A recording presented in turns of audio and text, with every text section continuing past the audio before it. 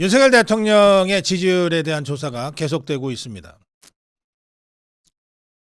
뉴데일리가 리서치 민에 의뢰한 조사에서는 윤석열 대통령 지지율이 46.9 나왔습니다. 그리고 국민의힘 지지율도 46.7 나와서 민주당에 비해서 9.9%포인트가 앞섰습니다. 아시아투데이, 최초로 대통령 지지율 50%를 발표했던 아시아투데이 한국여론평판연구소 조사는 대통령 지지율 45 나왔습니다. 2030 세대가 견고하게 지지율 상승세를 보이고 있다는 것이 다시 한번 아시아투데이 조사에서 확인이 됐습니다. 더 퍼블릭이 파이낸스 투데이와 조사한 데 따르면 윤석열 대통령 지지율 46.2 나왔습니다. 탄핵 기각 45 나왔습니다.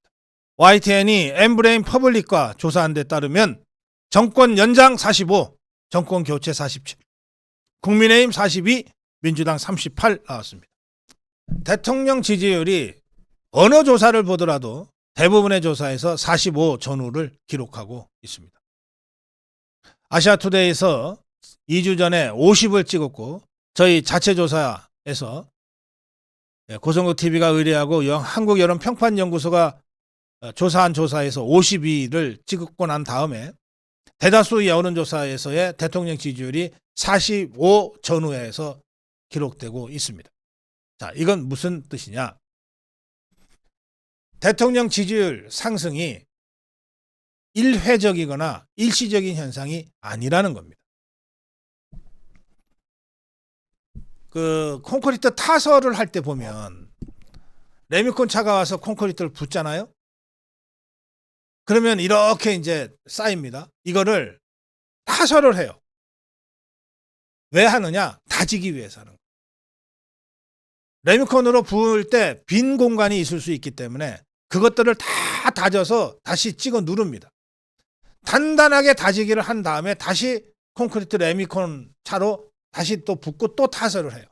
이렇게 단단하게 다지기로 올라가야 든든하다는 거예요. 증시에서도 한참 올라가다가 조정기가 있잖아요. 기술적 조정이라고 보통 표현하죠. 바로 그 상황입니다. 대통령 지지율이 수직 상승한 지 3주 한 달 가까이 됐습니다. 지금 그게 대부분의 여론조사에서 45 전후로 나오는 것은 이게 다지어지고 있다는 뜻입니다. 이렇게 해서 다져진 지지율은 웬만해서는 떨어지지 않습니다. 우리가 콘크리트 지지층이라고 얘기할 때는 이 다지기가 끝난 지지층을 얘기하는 거예요. 앞으로 여론조사에 따라서 50이 나올 수도 있고 55가 나올 수도 있습니다.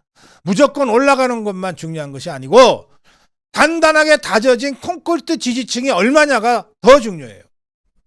지금 제가 오늘 전해드린 대다수의 여론조사에서 45, 평균 45가 윤석열 대통령의 다져진 지지율이라고 하는 것이 확인이 됐습니다.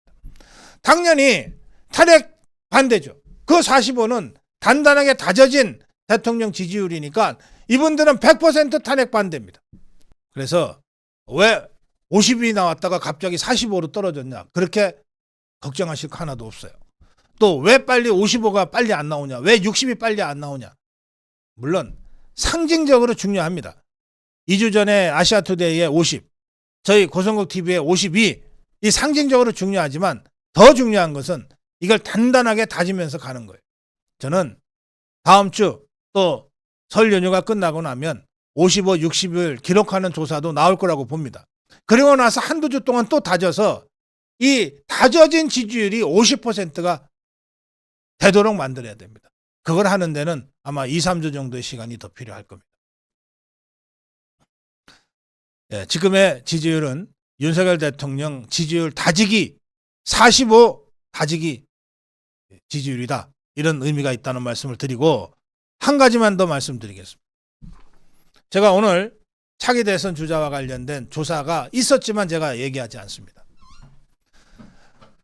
대다수 언론이 차기 대선 주자 조사를 계속합니다. 심지어 1대1 가상 대결 여론조사까지 해서 발표를 합니다. 제가 이 상황을 쭉 보면서 아하, 기성 언론들이 이 차기 대권 주자를 조사하고 그리고 가상 대결 조사까지 하는 이유가 두 가지다. 첫째, 여러분도 다 알고 계세요. 대통령 탄핵을 기정사실화하기 위한 사악한 의도가 여기에 숨어 있습니다. 대통령이 탄핵되지 않으면 조기 대선은 없는 것이고, 조기 대선이 없으면 지금 대권 주자 조사가 무슨 의미가 있습니까? 그러니까 지금 차기 대선 주자 조사를 하는 것은 조기 대선을 전제하는 것이고, 조기 대선은 탄핵을 전제로 하는 겁니다. 이 일련의 연상작용이 순식간에 이루어지는 거예요. 그래서 차기 대권 주자를 발표하는 순간 대통령 탄핵이 기정사실화되는 효과를 이 사악한 기성 언론이 노리고 있다. 둘째, 그런 의도와 별도로 차기 대권 주자들에 대한 조사를 계속하면 윤석열 대통령에 대한 관심이 떨어질 수밖에 없어요. 또는 분산될 수밖에 없어요. 그렇게 되면 대통령 지지율은 어쨌든 떨어지게 됩니다. 마치 사실은 그렇지가 않은데 마치 윤석열이냐 김문수냐 선택하라는 식으로 질문을 생각할 수 있게 되는 거예요. 그렇게 되면 윤석열 대통령 지지율이 조금이라도 더 떨어지게 돼 있어요. 그렇게라도 해서 대통령의 관심, 윤석열 대통령한테 집중된 관심을 분산시켜서 지지율을 조금이라도 떨어뜨려야 되겠다는 또 다른 사악한 의도가 기성 언론들 사이에 있다고 저는 생각을 하게 됐습니다. 그래서 제가 오늘 대통령 지지율 다지기 국면이라고 하는 해설을 하면서 이 조사들이 상당수가 차기 대권 주자 조사도 하고 발표를 했는데 제가 그걸 일체 언급하지 않았습니다. 앞으로도 그렇게 할 겁니다. 지금 이 국면에서 차기 대권 주자 조사 운운하는 것 자체가 윤석열 대통령에게 매우 부정적인 영향을 미친다. 이 점을 여러분들이 분명히 인식할 필요가 있습니다. 지금 국면은 대통령 지지율 다지기 국면이다. 최소 45%는 단단하게 다져졌다. 민심 후에, 설 민심 후에 저는 50, 55, 60으로 진전할 건데 거기에는 다져가면서 가야만 되는 측면이 있다. 다지면서 가야 된다. 그래서 시간이 좀 필요하다. 그리고 어떤 경우에도 차기 대권 주자나 1대1 조사가 갖는 그 사악한 구조를 우리가 잊어버려서는 안 된다. 이 점을 제가 여러분께 환기시킵니다. 고성국 칼럼이었습니다.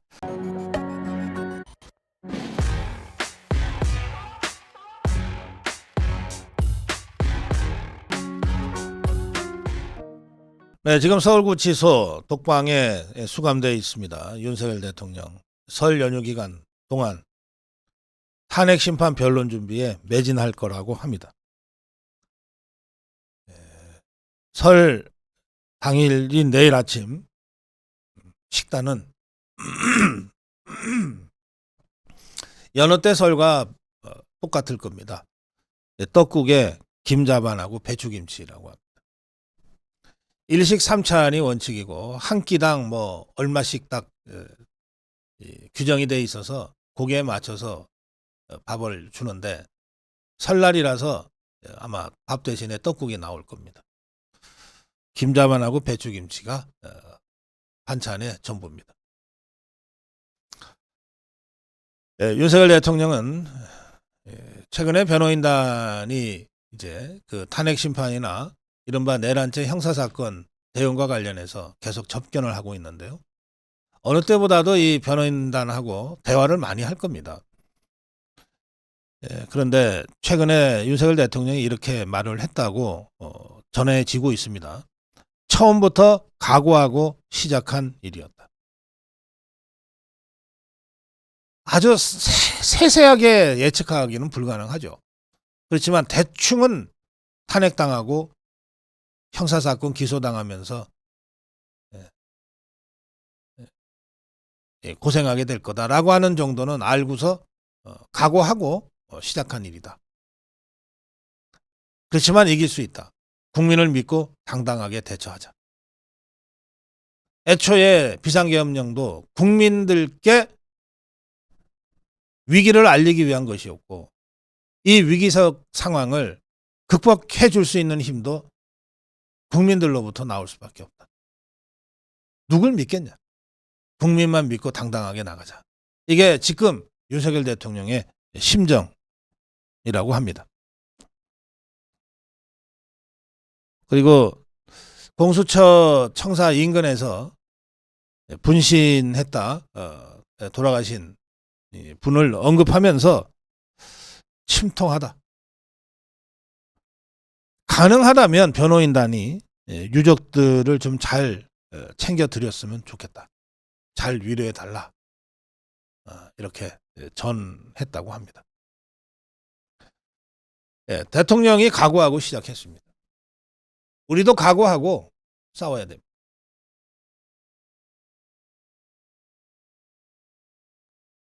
이순신 장군이 그 유명한 말을 남기지 않았습니까?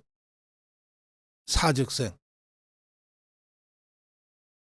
죽기를 각오하면 살아날 수 있다. 지금 대통령 심정이 딱 그 심정이에요. 죽기를 각오하고 시작했다. 우리 자유파 국민들도 죽기를 한하고 투쟁하고 있습니다. 저는 어느 때보다도 대통령과 우리 자유파 국민들이 한마음 한뜻이라고 하는 것을 매 시각 느낍니다. 이런 대통령 지금껏 거의 없었습니다.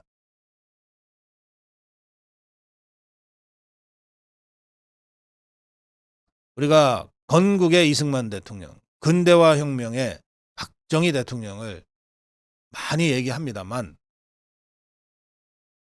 그때 이승만 대통령과 박정희 대통령이 우리 국민과 함께 만들어냈던 그 일체감, 그걸 지금 윤석열 대통령이 만들어냈어요. 죽기를 하나고 싸워나갑시다. 이길 수 있습니다. 고성국 칼럼이었습니다.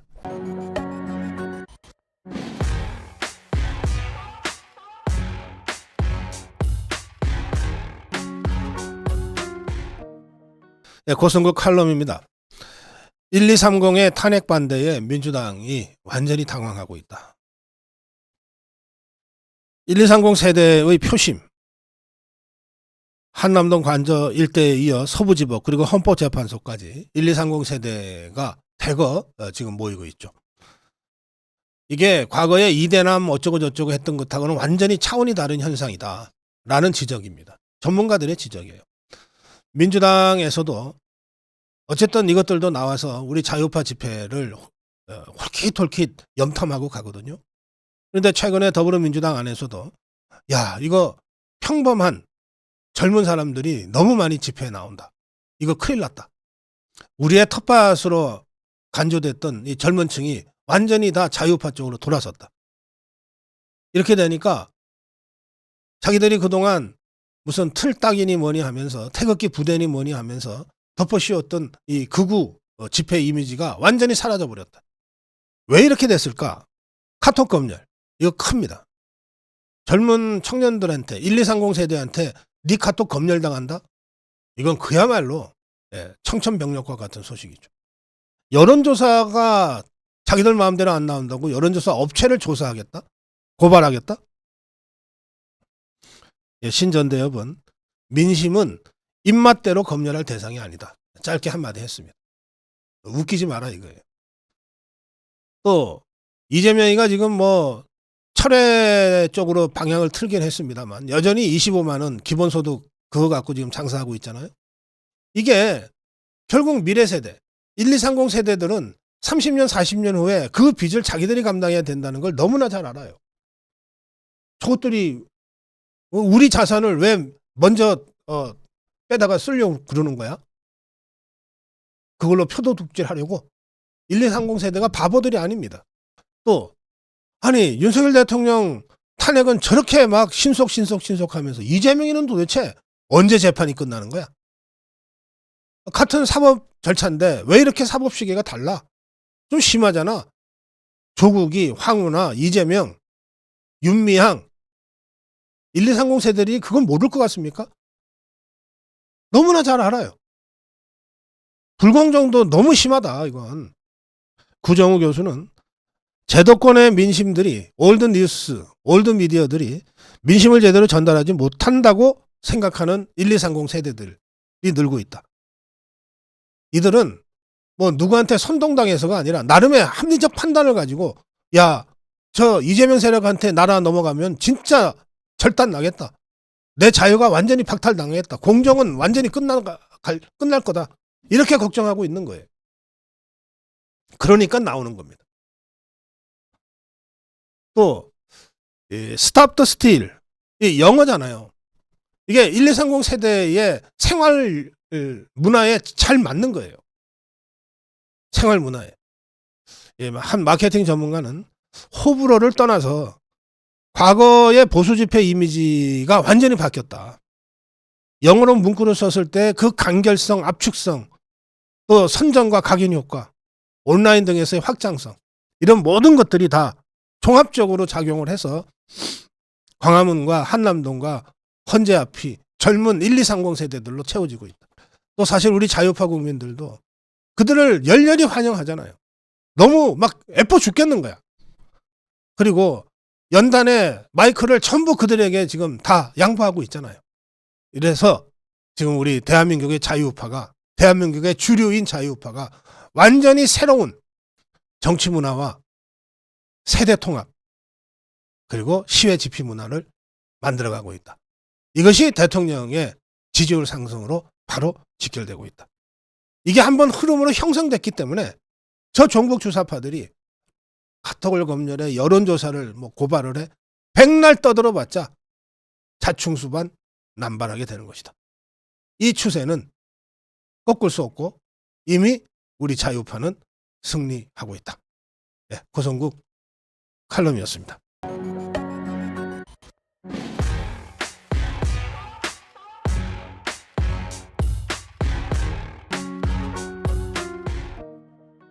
네, 고성국 칼럼입니다. 종북 주사파야말로 극좌 수구 세력이다. 설 민심을 전하는데 국민의힘은 더불어민주당 이재명의 독주를 저지해야 한다는 것이 설 민심이었다. 이렇게 전하고 있습니다. 김기현은 현직 대통령에 대한 비인간적이고 과도한 사법 절차, 속전속결, 답정너식으로 진행되고 있는 헌법재판소의 편향성에 대해 크게 우려하는 여론이 높았다. 이렇게 전하고 있는데, 이에 비해 더불어민주당 종북 주사파들은 윤석열 대통령의 신속한 파면이 제일 강한 민심이었다. 이렇게 전하고 있습니다. 이 자들은 민심까지도 지그들 마음대로 쪼물락거리면서 조작합니다. 탄핵 절차가 너무 늦는 것 아니냐. 민주당이 왜 이리 지지부진하냐. 민주당 지지율이 왜 이렇게 낮게 나오냐. 지금 말도 안 되는 졸속 재판을 하고 있는 탄핵 심판을 너무 늦다고 떠들고 있다. 이게 이 종북 주사파들이 전하는 민심이라니, 이 민심 믿을 수 있습니까? 김민석이는 극우의 극복이 한국 민주주의의 새로운 과제가 되고 있다. 여론조사로 나타나는 보수층의 결집과 보수층 내의 극우 강세 흐름은 한국 정치의 중요한 변수가 될 것이다. 정광훈 집회와 극우 유튜버가 국민의힘을 좌지우지하며 보수의 중심에 자리 잡은 상황이다. 어쩌고 저쩌고 돼 있습니다.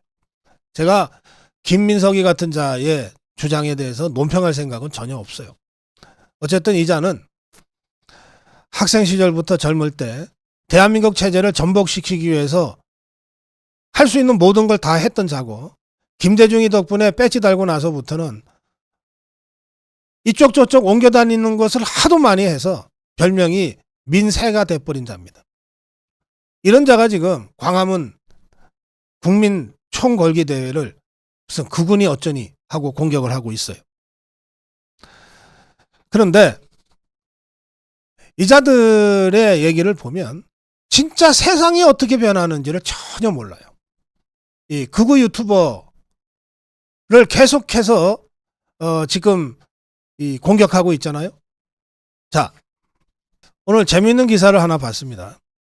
트럼프 대통령이 백악관 기자실을 개방을 했는데 누구한테 개방했냐? 인플루언서들에게 개방을 했어요. 이 인플루언서는 뭐냐면 영향력 있는 사람이란 뜻인데, 미국에서 또는 서구에서는 이를테면 유튜버, 저 같은 유튜버나 또는 블로거들 있죠. 또는 뭐 트위터에서 굉장히 이 영향력을 발휘하는 사람들 있잖아요. X에서. 이런 사람들을 통틀어서 통칭해서 인플루언서라고 부릅니다. 블로거나 X나 유튜브는 그냥 SNS의 여러 그 매체 수단일 뿐이고, 실제로 그 뉴 미디어를 통해서 사람들한테 영향을 주는 것이 중요하니까 이 사람들을 통칭해서 인플루언서라고 부릅니다. 여기에는 뉴 미디어 중에 하나인 인터넷 언론 같은 것들도 들어가요. 자, 트럼프는 백악관 출입 브리핑 취재의 문호를 대폭 개방해서 그동안 신문 방송한테만 개방하던 백악관을 확 열어버렸어요. 인플루언서들한테도 개방하겠다. 하자 하루 만에 7,400명 이상의 인플루언서들이 출입증 발급 신청을 했어요. 이게 지금의 미디어 현실입니다. 고성국 TV가 만약에 미국에서 활동한다면 당연히 이 인플루언서 중에 한 명으로 백악관 출입 자격을 받을 거예요.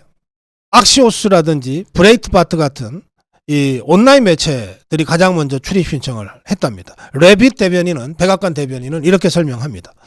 수백만 명의 미국인, 특히 젊은이들이 전통적인 텔레비전, 신문, 이른바 레거시 미디어, 올드 미디어가 아니라 팟캐스트, 블로그, 소셜 미디어 등 독립 매체로부터 뉴스를 제공받고 소비하고 있다. 바로 그 뉴 미디어에게 백악관 출입 자격을 부여하겠다. 퓨 리서치 센터의 조사에 따르면 미국에서 30세 미만의 성인, 그러니까 10대, 20대 성인들이죠.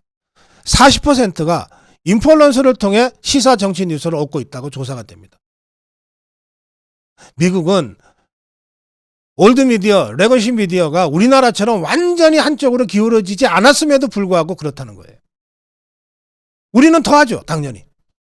요새 10대, 20대, 30대, 1, 2, 30 세대가 텔레비전 보는 사람 누가 있어요? 조중동 누가 봅니까? 지난해 전당대회에서 민주당 졌죠. 해리스 민주당 전당대회 취재에 200명 이상의 크리에이터를 초청했어요. 또 NBC, 미국의 대표적인 텔레비전 방송국입니다. 파리올림픽 보도를 위해 수십 명의 인플루언서에게 기자증을 발급해줬어요. 이들이 더 생생하게 취재를 잘하니까. 트럼프 대통령도 지난해 대선 과정에 팟캐스트와 인터뷰를 진행했어요. 이게 미디어 변화의 현실이에요. 그런데 여전히 이 극좌파, 종북 주사파, 극좌파 수구 세력은 세상이 어떻게 변하는지도 모르고 그냥 유튜브는 구글하고 매도하고 공격하는 거예요. 광화문 국민 총궐기대를 정광훈 집회라고 매도하고 극우 유튜브가 선동해서 이렇게 됐다고 공격하는 거예요. 제가 별로 고쳐주고 싶지 않아요. 계속 그렇게 봐라. 계속 그렇게 보고 있어라.